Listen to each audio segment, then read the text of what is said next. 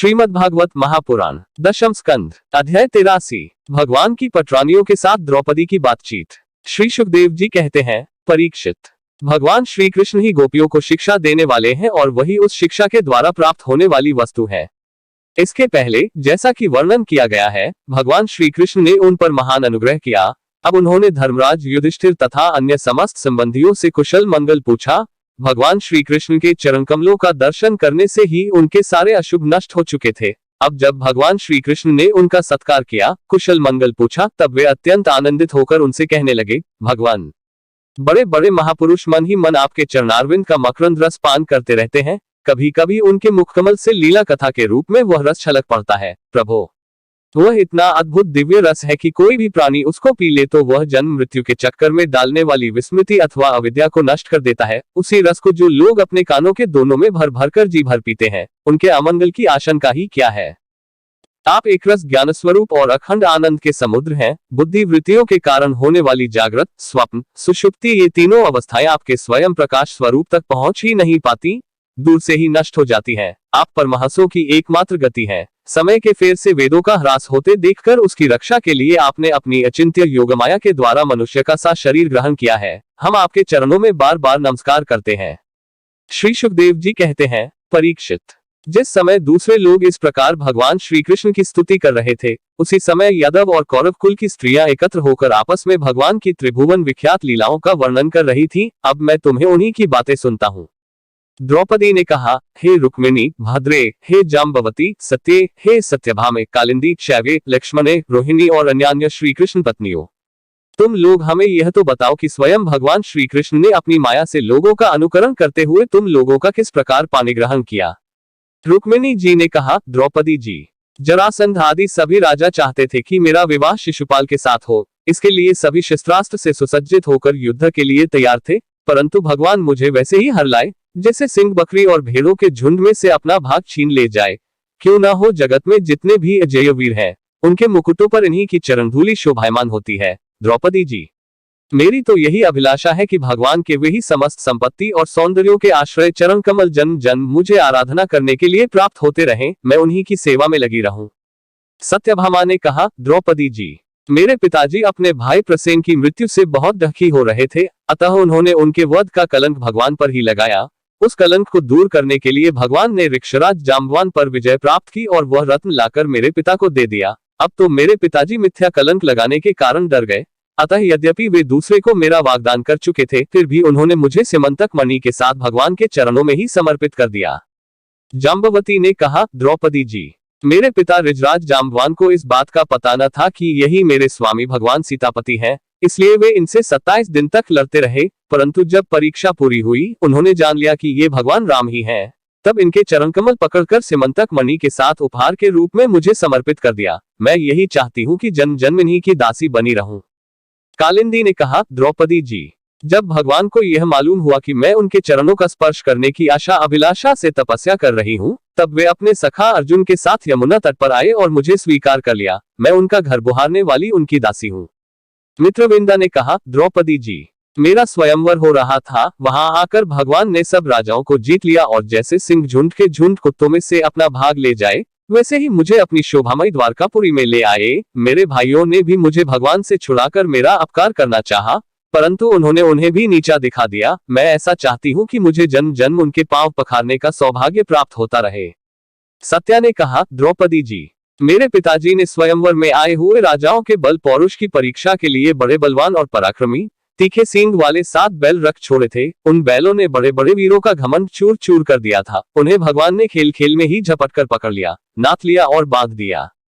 ठीक वैसे ही जैसे छोटे छोटे बच्चे बकरी के बच्चों को पकड़ लेते हैं, इस प्रकार भगवान बल पौरुष द्वारा मुझे प्राप्त कर चतुरंगिनी सेना और दासियों के साथ द्वारका ले आए।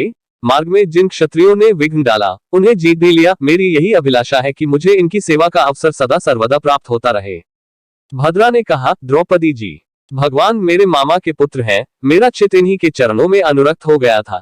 जब मेरे पिताजी को यह बात मालूम हुई, तब उन्होंने स्वयं ही भगवान को बुलाकर अक्षौहिणी सेना और बहुत सी दासियों के साथ इन्हीं के चरणों में समर्पित कर दिया। मैं अपना परम कल्याण इसी में समझती हूँ कि कर्म के अनुसार मुझे जहाँ जन्म लेना पड़े, सर्वत्र इन्हीं के चरण कमलों का संस्पर्श प्राप्त होता रहे।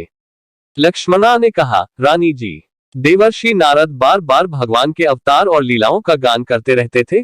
उसे सुनकर और यह सोचकर कि लक्ष्मी जी ने समस्त लोकपालों का त्याग करके भगवान का ही वरण किया, मेरा चित्त भगवान के चरणों में आसक्त हो गया। साध्वी, मेरे पिता बृहत्सेन मुझ पर बहुत प्रेम रखते थे। जब उन्हें मेरा अभिप्राय मालूम हुआ तब उन्होंने मेरी इच्छा की पूर्ति के लिए यह उपाय किया। महारानी, जिस प्रकार पांडववीर अर्जुन की प्राप्ति के लिए आपके पिता ने स्वयंवर में मत्स्यवेद का आयोजन किया था, उसी प्रकार मेरे पिता ने भी किया। आपके स्वयं की अपेक्षा हमारे यहाँ यह विशेषता थी कि मत्स्य बाहर से ढका हुआ था, केवल जल में ही उसकी परछाई दिख पड़ती थी। जब यह समाचार राजाओं को मिला तब सब ओर से समस्त अस्त्र शस्त्रों के तत्वज्ञ हजारों राजा अपने अपने गुरुओं के साथ मेरे पिताजी की राजधानी में आने लगे। मेरे पिताजी ने आए हुए सभी राजाओं का बल, पौरुष और अवस्था के अनुसार भलीभांति स्वागत सत्कार किया। उन लोगों ने मुझे प्राप्त करने की इच्छा से स्वयंवर सभा में रखे हुए धनुष और बाण उठाए। उनमें से कितने ही राजा तो धनुष पर ताक भी न चढ़ा सके।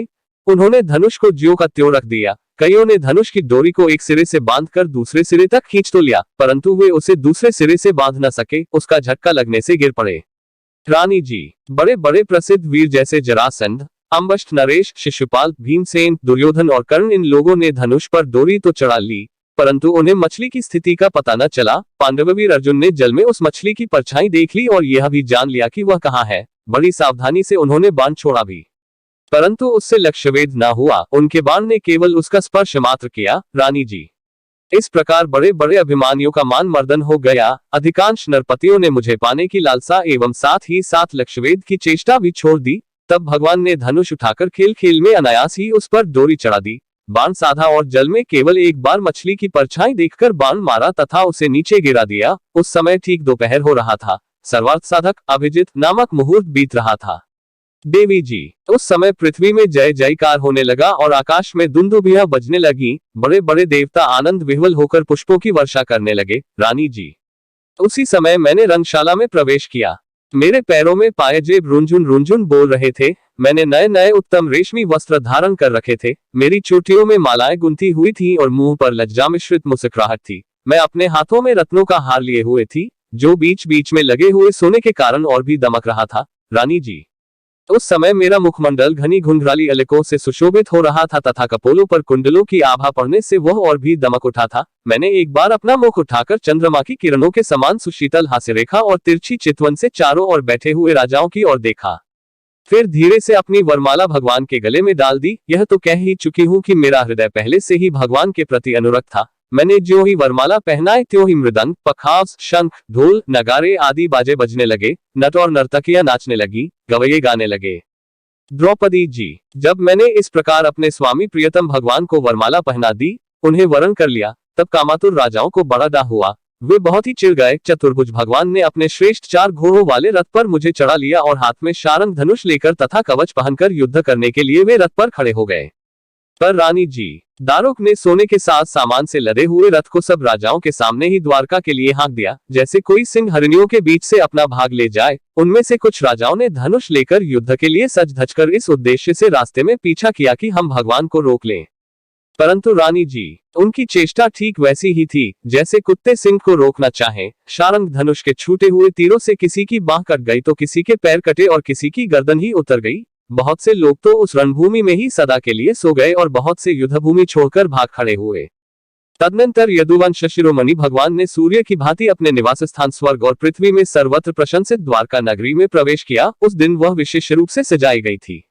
इतनी झंडियां, पताकाएं और तोरण लगाए गए थे कि उनके कारण सूर्य का प्रकाश धरती तक नहीं आ पाता था। मेरी अभिलाषा पूर्ण हो जाने से पिताजी को बहुत प्रसन्नता हुई। उन्होंने अपने हितैषी सुहृदों, सगे संबंधियों और भाई बंधुओं को बहुमूल्य वस्त्र, आभूषण, शैया, आसन और विविध प्रकार की सामग्री यहाँ देकर सम्मानित किया। भगवान परिपूर्ण है, तथापि मेरे पिताजी ने प्रेमवश उन्हें बहुत सी दासियां, सब प्रकार की संपत्तियां, सैनिक, हाथी, रथ, घोड़े एवं बहुत से बहुमूल्य अस्त्र शस्त्र समर्पित किए। रानी जी, हमने पूर्वजन्म में सबकी आसक्ति छोड़कर कोई बहुत बड़ी तपस्या की होगी, तभी तो हम इस जन्म में आत्माराम भगवान की गृह दासियां हुई हैं। 16,000 पत्नियों की ओर से रोहिणी जी ने कहा, भौमासुर ने दिग्विजय के समय बहुत से राजाओं को जीतकर उनकी कन्या हम लोगों को अपने महल में बंदी बना रखा था। भगवान ने यह जानकर युद्ध में भौमासुर और उसकी सेना का संहार कर डाला और स्वयं पूर्ण काम होने पर भी उन्होंने हम लोगों को वहां से छुड़ाया तथा पानी ग्रहण करके अपनी दासी बना लिया। रानी जी, हम सदा सर्वदा उनके उन्हीं चरण कमलों का चिंतन करती रहती थीं, जो जन्म मृत्यु रूप संसार से मुक्त करने वाले हैं। साध्वी द्रौपदी जी, हम साम्राज्य, इंद्रपद अथवा इन दोनों के भोग, अनिमा आदि ऐश्वर्य, ब्रह्मा का पद, मोक्ष अथवा सालोक्य, सारूप्य आदि मुक्तियां कुछ भी नहीं चाहती।